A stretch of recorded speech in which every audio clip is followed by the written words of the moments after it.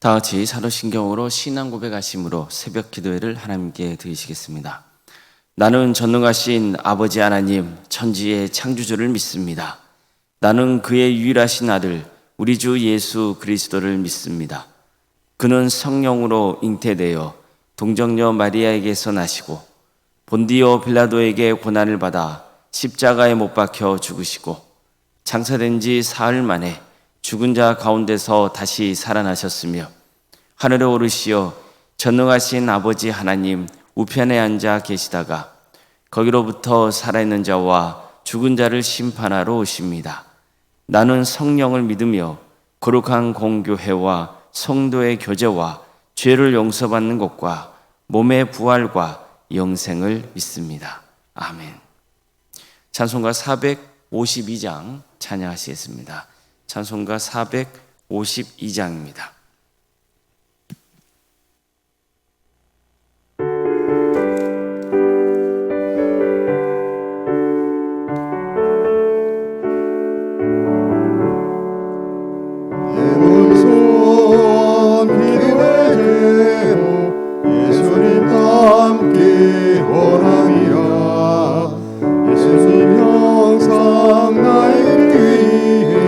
세상이 호기겠네. 예수님 닮기 내가 원하네. 날 구원하신 예수님을 내 마음속에 지금부터 주님의 형상이 지소서. 무한한 사랑 풍성한 긍휼 슬픈 자비로 하시는 주. 길 잃은 죄인 부르는 예수 그 영상 함께 없소서. 예수님 닮기 내가 원하네. 날 구원하신 예수님을 내 마음속에 지금부터 주님의 형상이 지소서. 겸손한 예수 거룩한 주님 원수의 멸시 참으시사 우리를 위해 고난을 받은 구주를 함께 하옵소서. 예수님 닮기 내가 원하네. 날 구원하신 예수님을 내 마음속에 지금부터 주님의 형상이 지소서. 하나님의 말씀 함께 보겠습니다. 민수기 27장 1절에서 11절까지 말씀입니다. 민수기 27장 1절에서 11절 말씀입니다.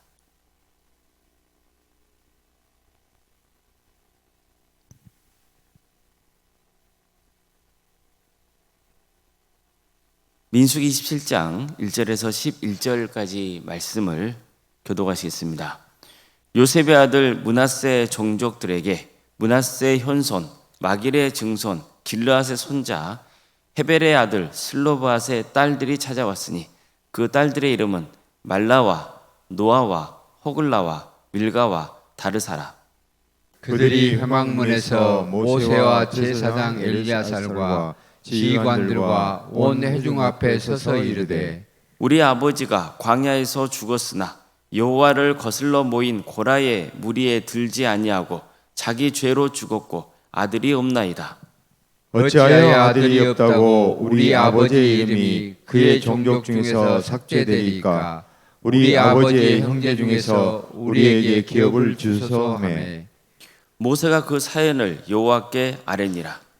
여호와께서 모세에게 말씀하여 이르시되 슬로브앗 딸들의 말이 옳으니 너는 반드시 그들의 아버지의 형제 중에서 그들에게 기업을 주어 받게 하되 그들의 아버지의 기업을 그들에게 돌릴지니라.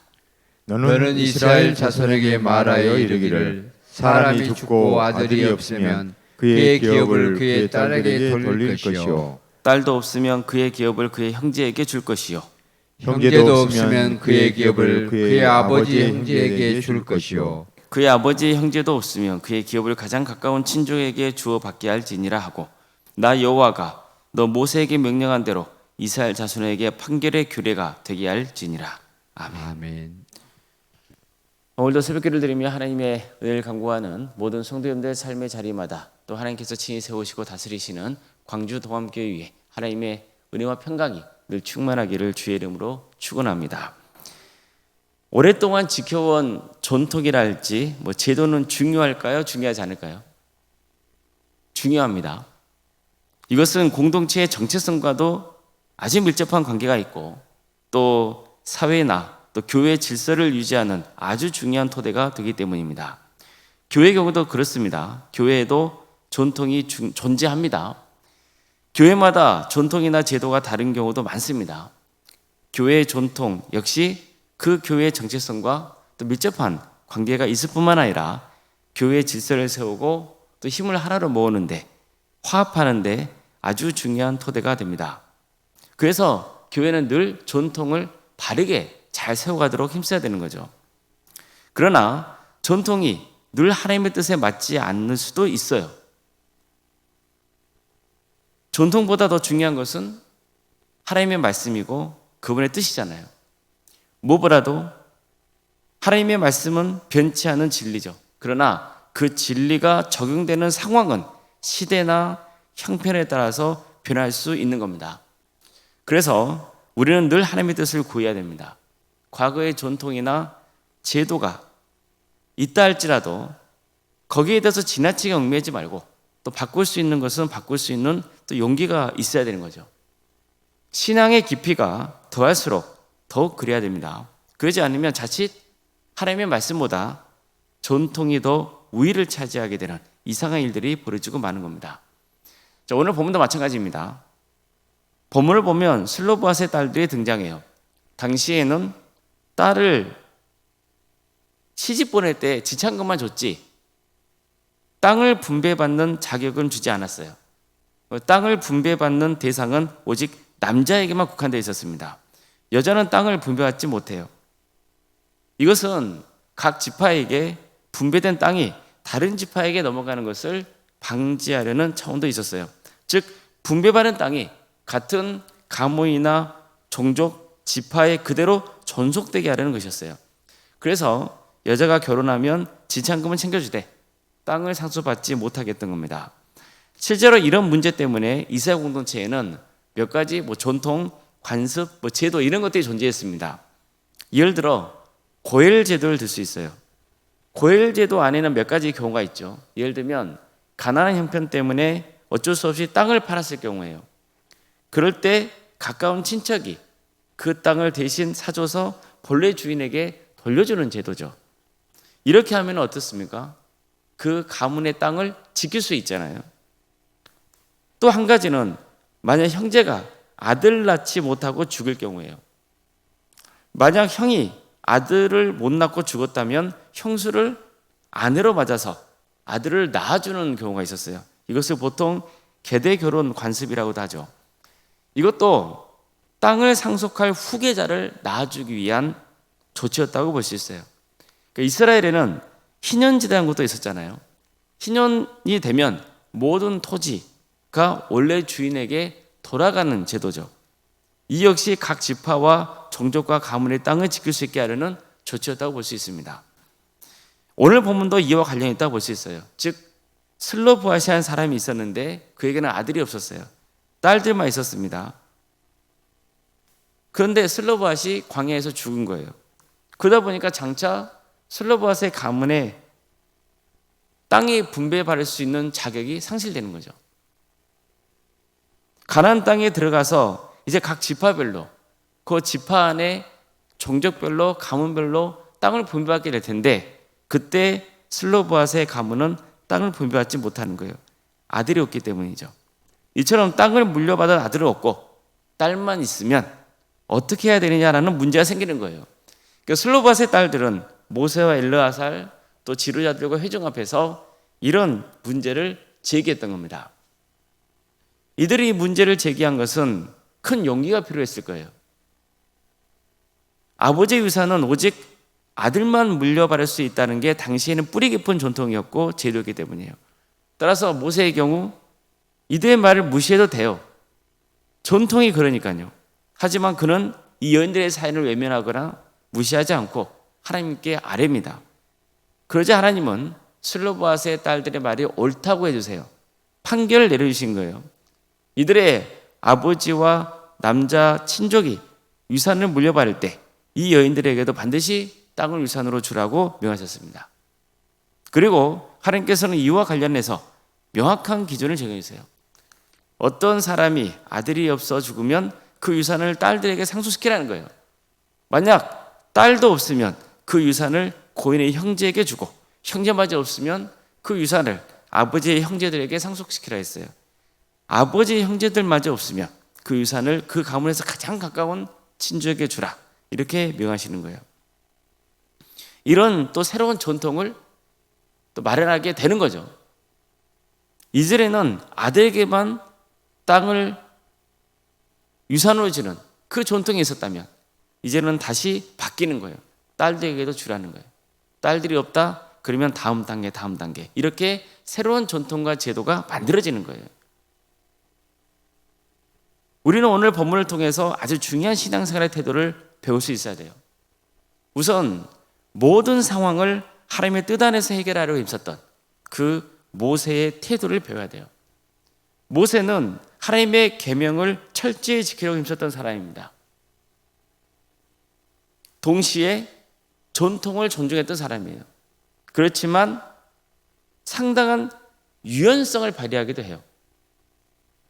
그는 이스라엘 백성들을 이끌고 광야길을 갈 때 이방인 출신인 호밥의 도움을 받는 것을 주저하지 않았어요. 유월절을 지키는 문제도 그랬습니다.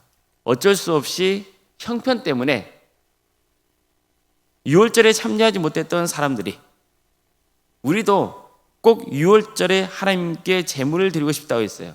모세 입장에서는 안 된다고 그럴 수 있어요. 올해는 어쩔 수 없으니까 내년 유월절을 지키라, 그럴 수도 있잖아요. 하지만 모세는 주님께 이 문제를 가지고 나아가요. 주님께서 너희에게 어떻게 지시를 낼지 들어봐야겠으니 기다리라고 그러거든요. 그러자 하나님께서는 모세에게 그들의 유월절 의식에 참여할 수 있는 새로운 전통, 제도를 마련해 주시는 거예요. 이처럼 모세는요, 전통과 제도라고 하는 틀을 존중하면서도 거기에 지나치게 얽매이지 않았어요. 왜냐하면 그 전통 때문에 손해를 보거나 소외받는 사람들이 있었기 때문이에요. 모세는 그들의 청을 이건 전통이다, 이건 법이다, 이건 제도다 이렇게 하면서 단칼에 거절하지 않았다고요. 대신 하나님의 뜻을 구했어요. 이처럼 모세에게 중요한 것은 하나님의 뜻이에요.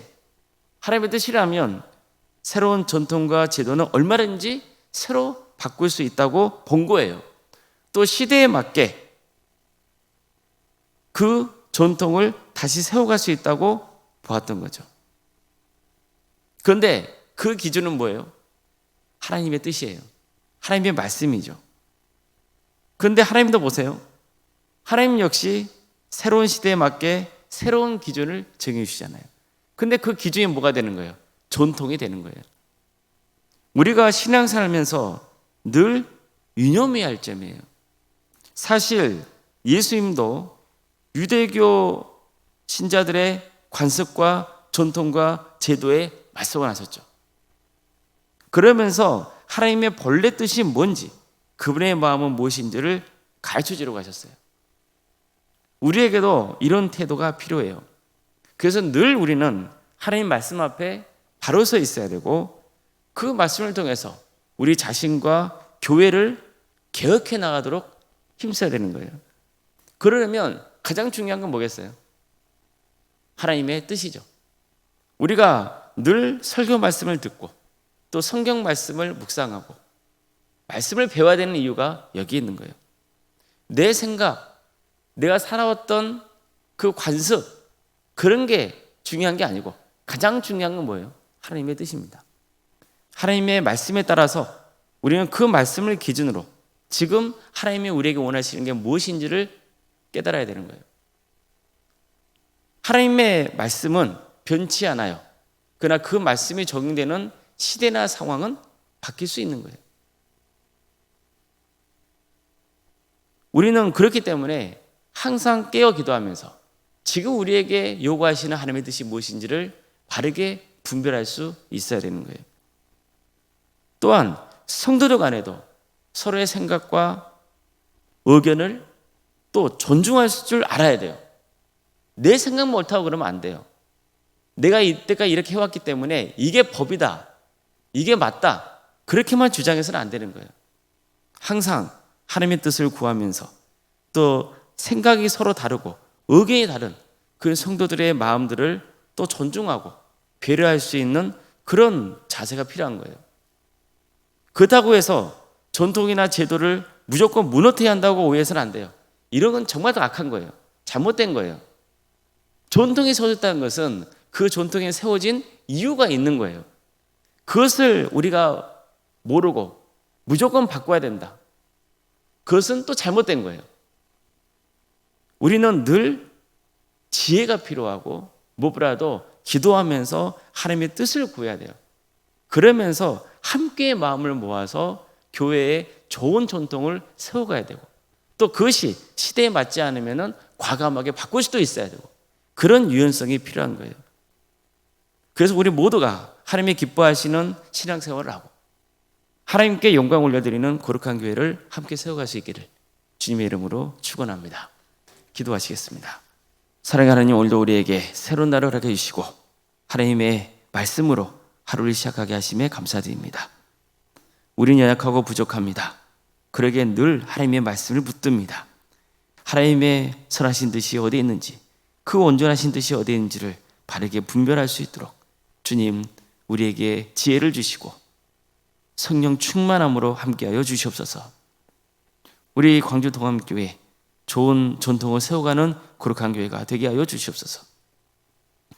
그래서 하나님의 뜻을 이루어드리는 교회, 세상에 선한 영향을 끼치는 거룩한 교회가 될 수 있도록 도와주시옵소서. 우리 가정에도 좋은 신앙의 전통에 세워진 역사가 있도록 도와주시옵소서.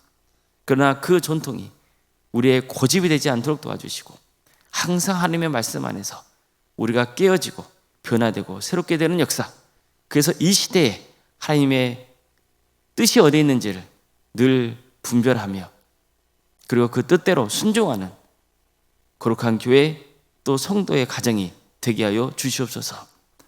주님, 우리는 연약하고 부족합니다. 그러니 좋은 동역자들을 또 세워주시옵소서.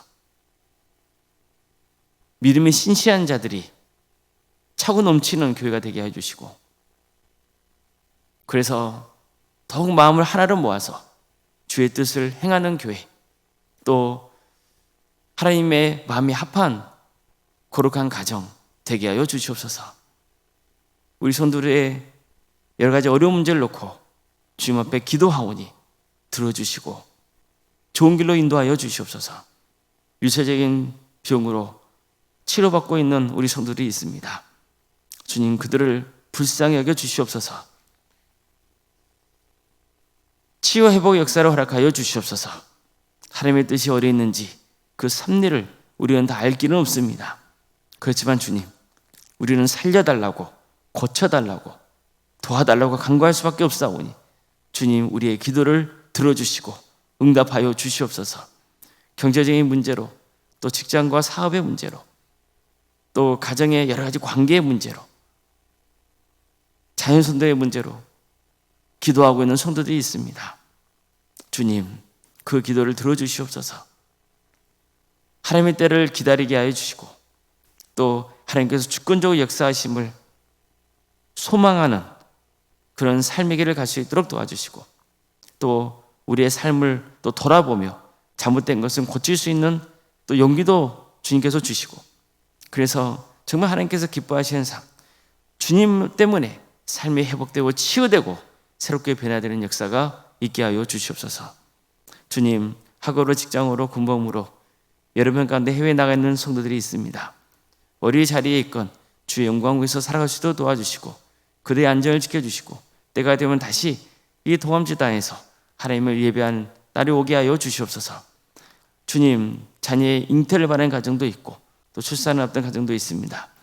생육과 본성이 함께하는 복된 가정 되게 해주시고, 또한 은혜 가운데 출산을 무사히 잘 마칠 수 있도록 주께서 모든 가정 가운데 함께하여 주시옵소서. 우리 자녀손들이 있습니다. 그들에게 구원의 은혜를 베풀어 주시옵소서.